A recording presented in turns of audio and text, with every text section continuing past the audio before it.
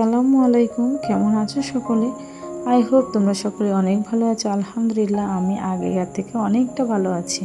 আর এদিকে দেখো সন্ধেবেলায় সব বাচ্চাগুলো একসঙ্গে হয়েছে। তোমরা যাকে সব থেকে বেশি দেখতে পছন্দ করতে, আরশিয়া আরশিয়া এসেছে আমাদের বাড়িতে, চকলেটটা খাচ্ছে। তাই আমার কাছে দিল যে ছোটো মা আমাকে একটু হেল্প করে দাও। সবাই আমাকে ছোটো মা বলেই ডাকে, যেহেতু ভাইফোঁটাও ছোটো মা বলে ডাকে, এদিকে দিদির মেয়েও ছোটো মা বলে ডাকে। তো যাই হোক, এদিকে ওরা খেলা করছে আর আমার ঘরের অবস্থাটা দেখো, যা তা অবস্থা, চারিদিকে পুতুল এটা ওটা ছড়িয়ে আছে, নোংরা, অনেক নোংরা হয়ে আছে। তো এইগুলো আজকে পরিষ্কার পরিচ্ছন্ন করতে হবে। আর সিয়াকে টাটা করে দিলাম, যেহেতু ও এবারে চলে যাবে আর সিরিন যাবে ওদের সঙ্গে এগিয়ে দিয়ে আসতে। তার মাঝখানে দেখো আমার ছোটোবাবু কত রেগে গেছে। যখন আরশিয়াকে আদর করছে তখন ও তো আরও রেগে গেছে, একদমই ধারে বারে আসতে চাইছে না। তো ঘরের অবস্থাটা তোমাদেরকে দেখিয়ে দিলাম, ঘরের অবস্থাটা দেখো, যা তা অবস্থা। এইগুলো সব কিছু আজকে পরিষ্কার করা তোমাদের কাছে শেয়ার করব।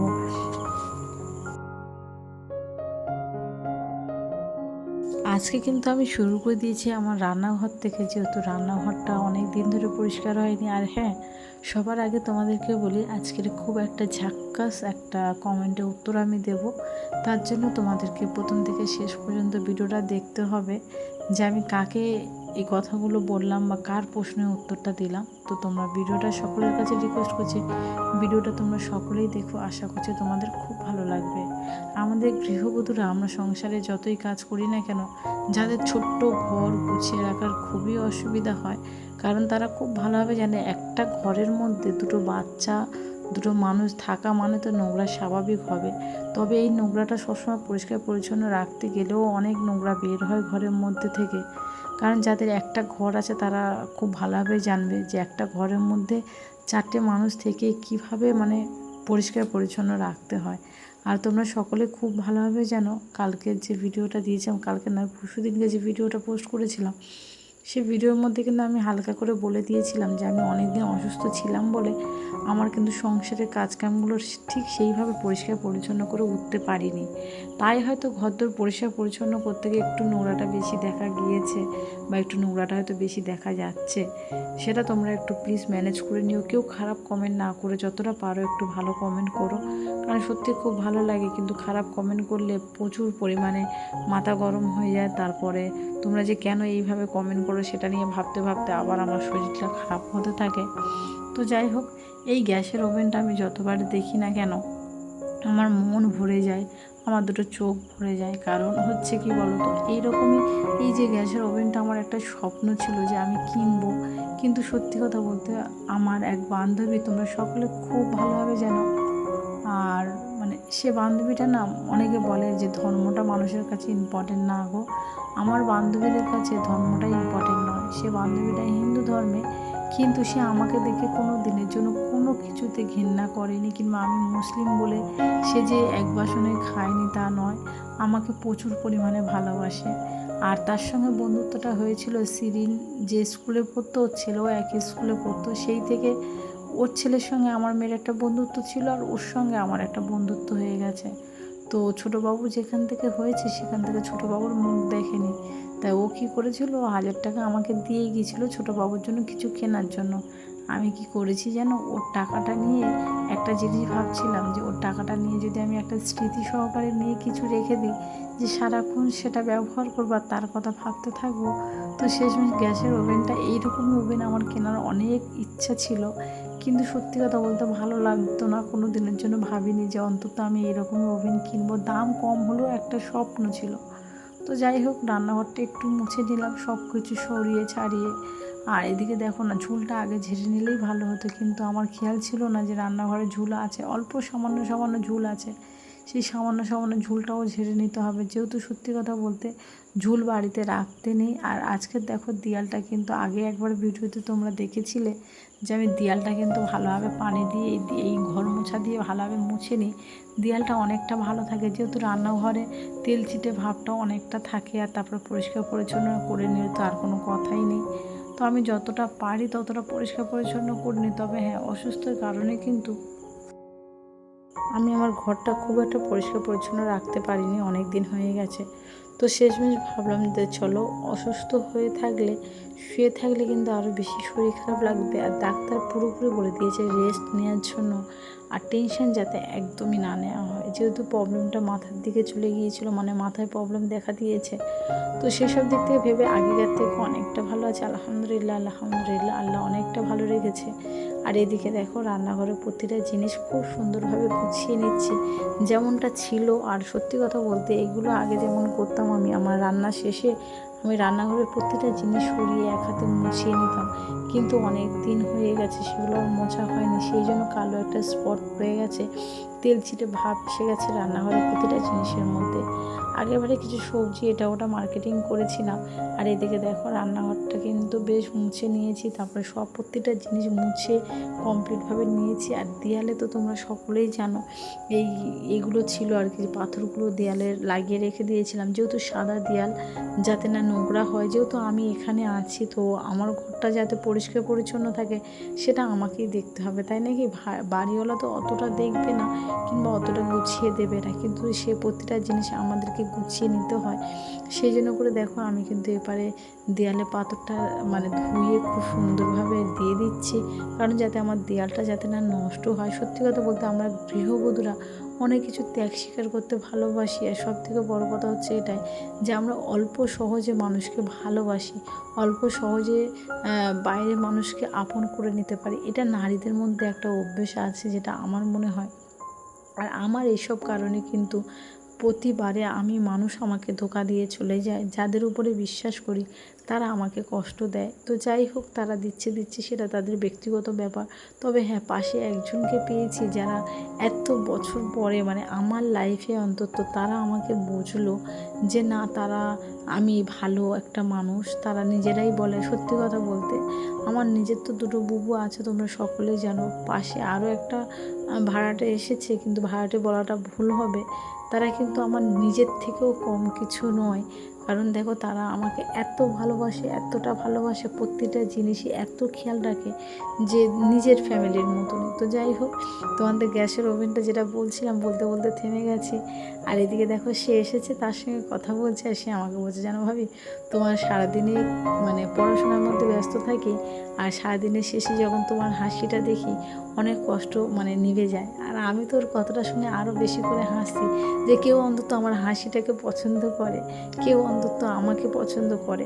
তো যাই হোক, যে কমেন্টের উত্তরটা তোমাদেরকে দেবো বলেছিলাম, কমেন্টের উত্তরটা চলো তোমাদেরকে দিয়ে দিই। তুমি যখন রুম পরিষ্কার করো, তোমার রুম থেকে এত বোতল এত নোংরা বের হয় কেন? তুমি কি প্রতিদিন পরিষ্কার করো না? আচ্ছা তুমি বলো তো, এটা কোনো একটা কমেন্টের অবস্থা? তোমাদের ভিডিওর মধ্যে বারবার আমি বলে দিচ্ছি যে আমি কেন এত নোংরা বের হচ্ছে আমার ঘরের মধ্যে, কেন এত মানে আমার পুরো পরিষ্কার পরিচ্ছন্ন করতে হচ্ছে, তারপরও এই কমেন্টটা এসেছে জানো। আমার সত্যি কথা বলতে একদমই ভালো লাগছিল না। তোমরা ভিডিও দেখছো, দেখো, অসুবিধা কিচ্ছু নেই, কিন্তু তোমরা প্লিজ, তোমাদের কাছে রিকোয়েস্ট করে বলছি, তোমরা প্লিজ ভিডিওগুলো কমপ্লিটভাবে দেখো। তোমরা কমপ্লিটভাবে দেখছো না, আর ভিডিওর মধ্যে অল্প অল্প করে দেখে চলে যাচ্ছ, তার মাঝখানে কিন্তু এরকমই কথা। আরও একটা কমেন্ট এসেছিলো, তোমাদেরকে আরও আমি দেখাই, দাঁড়াও। কমেন্টটা হচ্ছে এটাই, আপনি কি সব সময় অসুস্থ থাকেন নাকি বুঝি না।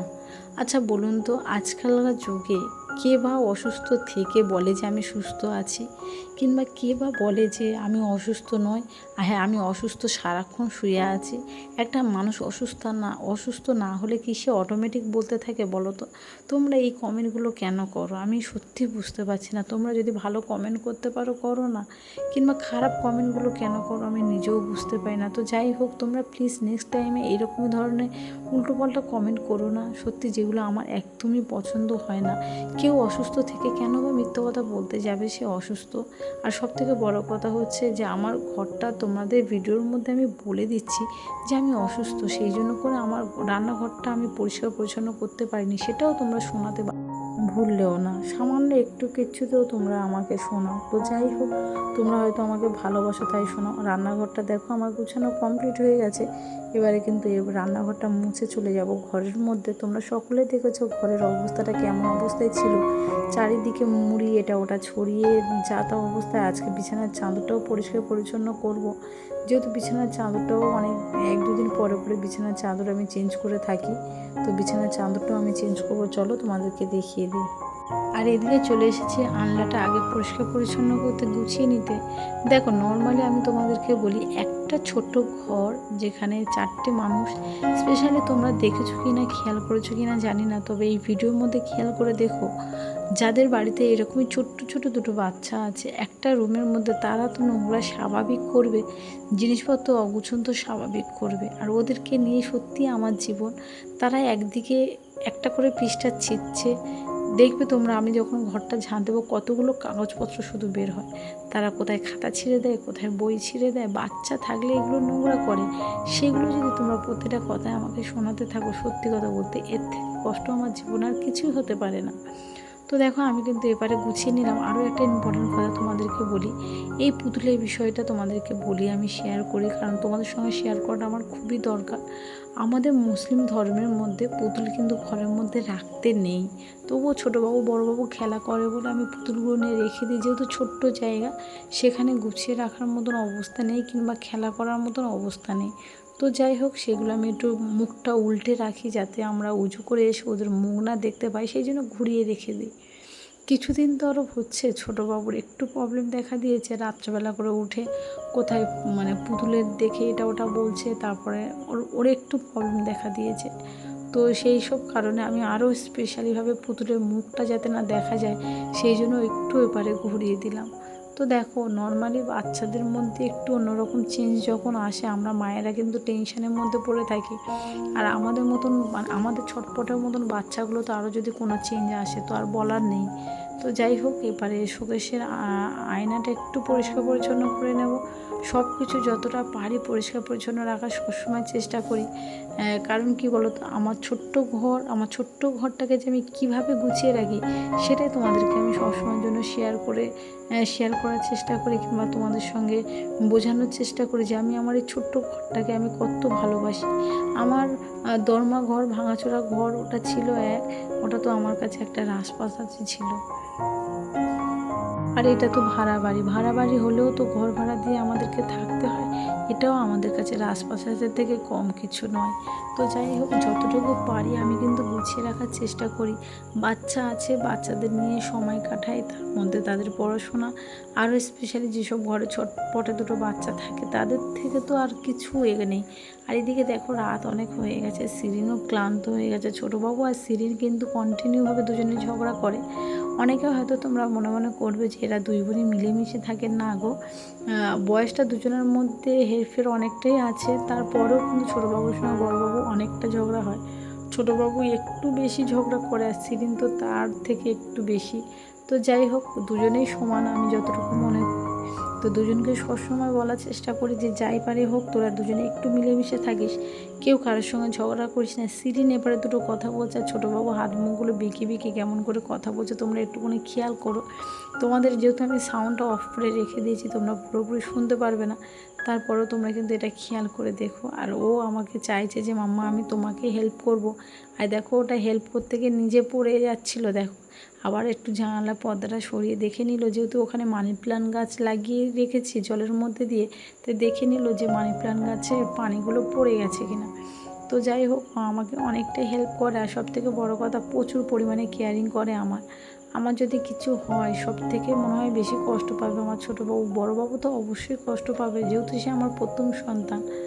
তো যাই হোক, মায়ের কাছে সব কটা বাচ্চাই সমান, আর তারা বড় হলেও যে আমাদের কাছে বড় তা নয়। এমনি কথায় কথায় বলে যে হাইটে বড় হচ্ছে, তার মানে এটা নয় যে ওরা বয়সে বড় হয়ে গেছে। বুড়ো হয়ে গেলেও আমাদের কাছে সেই ছোট্টটুকুই থাকে। তো যাই হোক, এপারে কিন্তু ছোটোবাবু বড়োবাবু খেলা করছে আমার সঙ্গে, আর আমি ওদের সঙ্গে খেলা করছি। ছোটোবাবুকে একটা চুমো দিতে বললে চুমোটা যে কতবার মুছে তোমাদেরকে আর কি বলবো, অনেকবার। যদি বলি বাবু একটু চুমো দাও, একটু চুমো দাও, ওই চুমোটা সারাক্ষণ ব্যস্ত হয়ে থাকবে, চুমোটা কখন মুছবে। তো যাই হোক, আমি দেখতে চাইছিলাম যে চুমোটা কখন মুছে একটু দেখবো। তো দেখলাম যে না, চুমোটা মুছলো না, মানে আজকের বেশ ভালো মুডে আছে ও। আর কেউ যদি ওকে চুমো দেয় ওক তুলে পাগল হয়ে যায়, মানে চুমোটা একদমই পছন্দ করে না। তো তবুও স্পেশালি আমার জন্য আমি একটু বলি, বাবু আমাকে চুমো দাও, আমাকে চুমো দাও। আর ওকে তো চুমো খেতে আমার অনেক ভালো লাগে, ওকে একা নয় বাচ্চাদেরকে চুমো খেতে আমার অনেক ভালো লাগে। তো যাই হোক, বিছানার চাদরটা চেঞ্জ করে নেব, রাত অনেক হয়ে গেছে। সিরিন কিন্তু আবার যাবে ওর মেজো আন্টিদের বাড়ি। তো মেজো আন্টি বাইরে বসে আছে, বললো যে তুই বিছানার চাদরগুলো চেঞ্জ করে নে, গুছিয়ে নে, তারপরে সিরিনকে নিয়ে যাবো, আবার সিরিনকে দিয়ে আসবো। ওখানেও একটুখানির জন্য যাবে, তারপরে আবার কিন্তু আমার মেয়ে বাড়ি চলে আসবে। বিছানায় চাদরটা যখনই আমি বিছাচ্ছি, আমার ছোটো বাবু বলছে, মাম্মা আমাদের তো ছোট ঘর, আর সারাদিন শুধু বৃষ্টি হচ্ছে, তুমি সাদা বিছানার চাদরটা কেন বিছাচ্ছ? তবুও বলি, থাকে, কোনো অসুবিধা নেই, তোরা তো বড় হয়ে গেছিস, অত অসুবিধা হবে না বলে বুঝিয়ে বাজিয়ে মোটামুটি বিছানার চাদরটা চেঞ্জ করলাম। আর একটা জিনিস বললাম যে বিছানার উপরে কিছু খাবি না, আর বিছানার উপরে কিছু ফেলবি না। তবুও বাচ্চা তো ওরা, হয়তো ভুল করে হয়ে যেতে পারে। আর এদিকে দেখো বালিশ দুটো বিছিয়ে দিলাম। আর আমি কিন্তু কোনো পুতুলে এখানে দিচ্ছি না, যেহেতু আমি পুতুলগুলো সব মানে অন্যদিকে মুখ করে রেখে দিয়েছি। আর আজকে বিছানার লুকটা কেমন লাগছে সেটা কিন্তু অবশ্যই তোমরা কমেন্ট করে বলো। আমি যতটুকু গুছাই সবই তোমাদের জন্য, তোমাদের ভালোবাসার জন্য, যাতে তোমাদের ভালো লাগে। তো প্লিজ উল্টোপাল্টা কমেন্ট না করে ভালো কমেন্ট করো, যাতে আমার ভালো লাগে অন্তত। তো দেখো সাদা বিছানার চাদরটা কিন্তু বিছিয়ে দিয়েছি মনের মতন করে। আমার কিন্তু বেশ ভালো লাগছে, আমার শুধু একা বেশ ভালো লাগে না, তার সঙ্গে ছোটোবাবু বড়োবাবু ওরা বলছিল মাম্মা বেশ ভালো লাগছে। তো যাই হোক, আমি এবারে ঘরটা ঝাঁট দিয়ে দিচ্ছি, দিয়ে বড়োবাবুকে বললাম যে সিরিন যা চারিদিকে যা পড়ে আছে প্লিজ ওগুলো একটু তুলে নে। তো ও একটু তুলে নিয়ে ও এখন ওর বোনের সঙ্গে খেলা করছে, বিছানার উপরে দুজনে অলরেডি উঠে গেছে। আর এদিকে আমি ঘরটা একটু সুন্দরভাবে ঝাঁট দিয়ে দিচ্ছি। আজকে আর ঘরটা মুছবো না, যেহেতু সকালবেলা ঘর মুছেছি, সারাদিনে দুবার ঘর মুছতে আমার সত্যি ভালো লাগে না। তো আমি এপারে ঘরটা একটু ঝাঁট দিয়ে দিলাম, দিয়ে এপারে একটু বারান্দাটাও ঝাঁট দেবো। তোমরা তো দেখেছো যে আমি দুটো পাপোশ কিনেছিলাম। ওই পাপোশটা নাকি ছোটোবাবু প্রচুর পরিমাণে স্লিপ খায়, জানি না, আমার সামনে কখনো খাইনি। সিরিন বলেছে মামা তুমি এই পাপোশটা ঘরের মধ্যে রাখবে না, কারণ বনু বেশিরভাগ সময় বনু ওটা নিয়ে খেলা করে আর স্লিপ খেয়ে পড়ে যায়। তো যাই হোক, সেই জন্য ঘরের মধ্যে রাখি না, কিন্তু আজকে রাখলাম, বেশ ভালো লাগছে। যেহেতু দেখো আমাদের গৃহবধূদের যদি ঘরদোর পরিষ্কার পরিচ্ছন্ন থাকে, সারাদিন টেনশনের পরে মনে হয় না বেশ ভালোই আছি, ঘরদোর পরিষ্কার পরিচ্ছন্ন আছে মানে আমাদের আর কোনো চিন্তাই রইল না। তো যাই হোক, আজকে কথা বলতে বলতে এই পর্যন্ত ভিডিওটা। সিরিন আবার যাবে মেজো আন্টিদের বাড়ি। তো আমার এই ভিডিওর মধ্যে যদি কোনো ভুল করে থাকি, প্লিজ তোমাদের কাছে রিকোয়েস্ট করছি তোমরা আমাকে মাফ করে দিও, নিজের ভেবে অন্তত। আর উল্টোপাল্টা কমেন্ট প্লিজ কেউ করো না, যতটুকু পারো একটু ভালো কমেন্ট করো, কারণ তোমাদের ভালো কমেন্টগুলো আমাদের খুব মানে খুবই ভালো লাগে নেক্সট টাইমে ভিডিও দিতে। তা আজকে ভিডিওটা এই পর্যন্ত থাকলো, সকলে আমাদের জন্য দোয়া করবে। আর পরশুদিনকে কোনো ভিডিও আসবে না। খুদা হাফিজ।